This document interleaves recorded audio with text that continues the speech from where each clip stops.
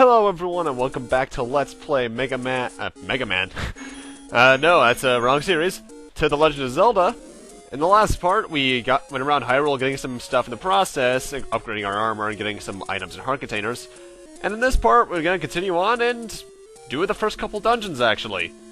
The first dungeon is directly directly north of the starting screen in terms of the map, I believe. But you have to go east a bit to get to it. It's this tree root thing right here that looks like it's staring into my soul.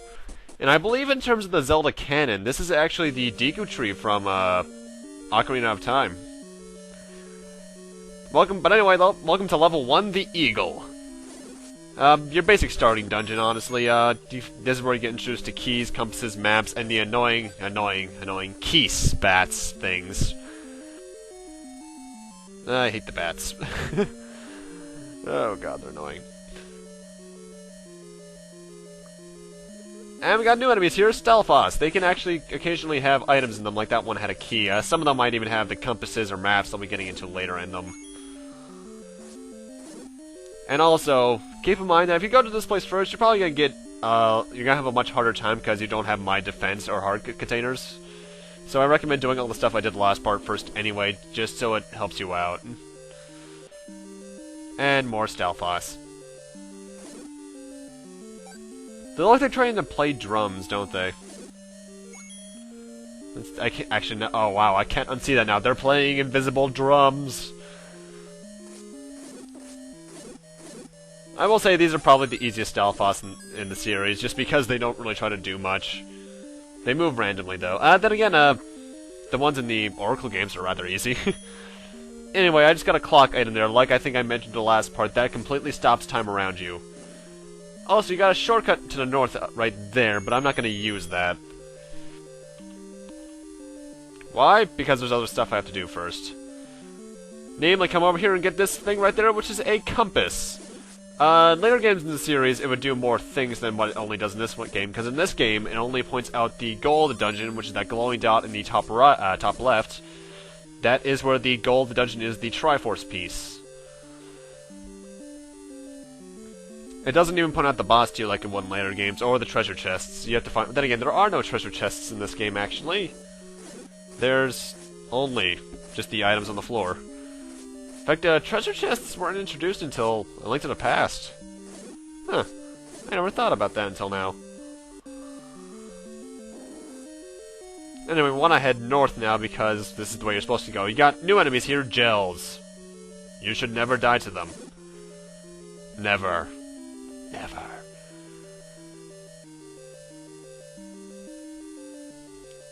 Also, fun fact, when I eventually get to Let's Playing Majora's Mask, keep an eye out for ear out for this theme, because it will show up.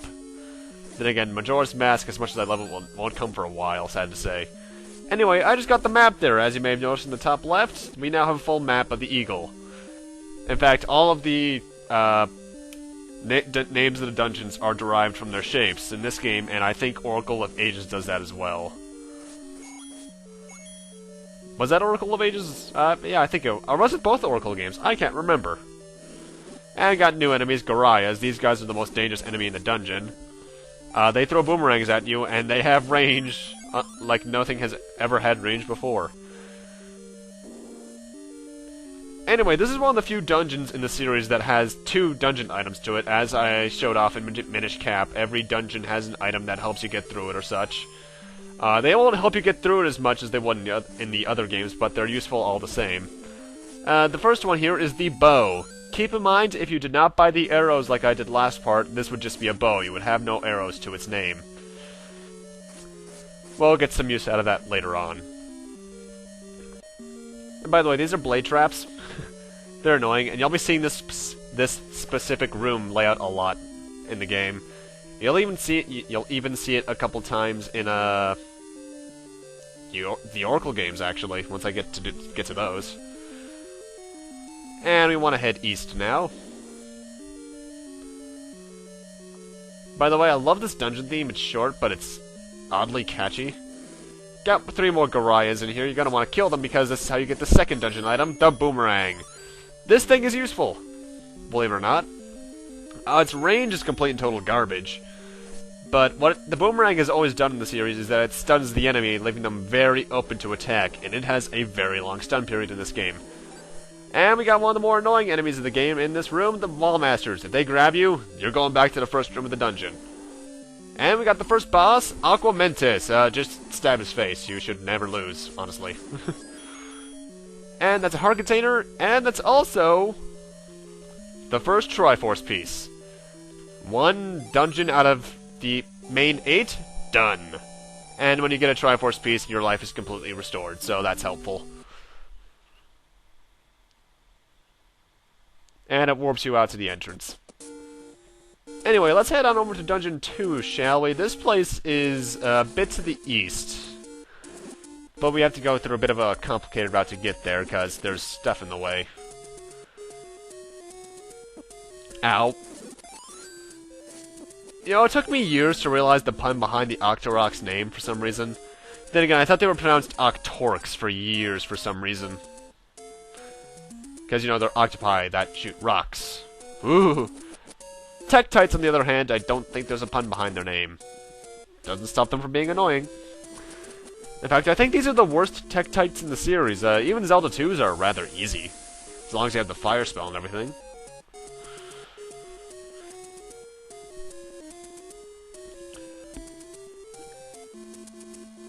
Anyway, the next dungeon is... Well, first off, of course I'm going right to it, so you can just follow my path, but it's oddly placed, because once you go to this screen, random mountain in the middle of a forest.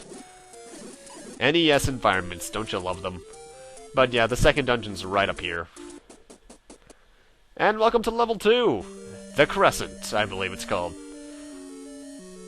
This place is actually around the same length, honestly.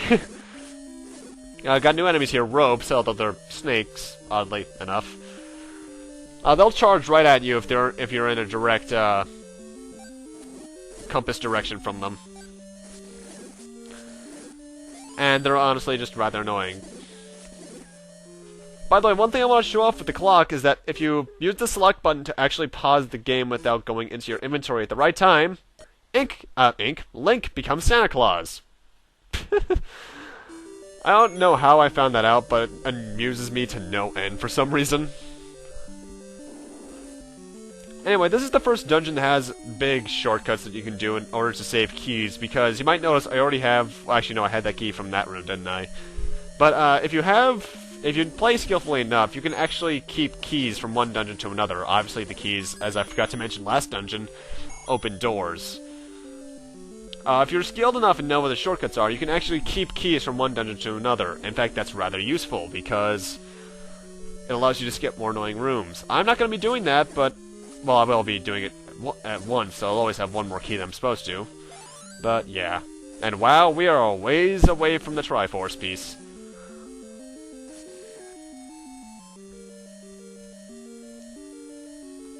Also, in terms of the Triforce of Courage that you guys are probably familiar with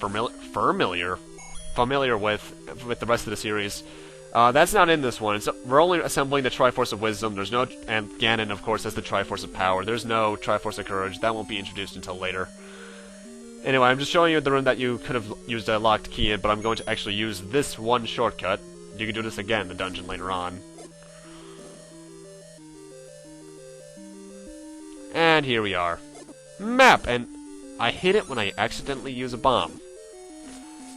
In fact, that's the weird thing with this game to me, is that I'm so used to Zelda 2 onwards, where B is essentially the attack button.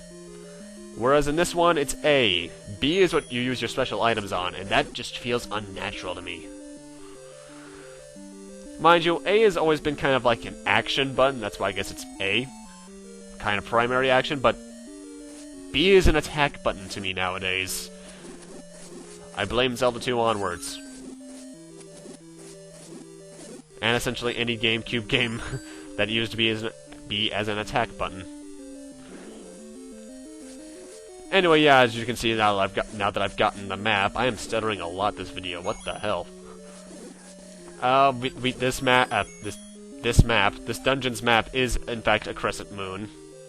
So yeah. And blue Garayas. These guys are annoying. In fact, there's two variations of every enemy, orange and blue. Orange, or red as it is in some cases, is rather easy to deal with, but blue, they get a bit more tricky. But for beating them, we get the magical boomerang. It's pretty much the boomerang, but better. We can aim in all 8 cardinal directions, and it has a much better range. In fact, I think it goes the entire screen. And new enemy and weird sand texture. Fireworms. You just have to attack them to kill them, obviously. They have touch damage. I think it's because I have the white sword that I do 2 hits against them instead of 1, and wow, that key blends in.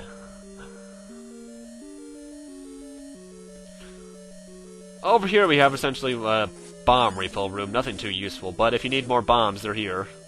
Although actually, is this the room I'm thinking of? No, I think it's the next one. Although I think you can shortcut bomb your way north. Yes you can.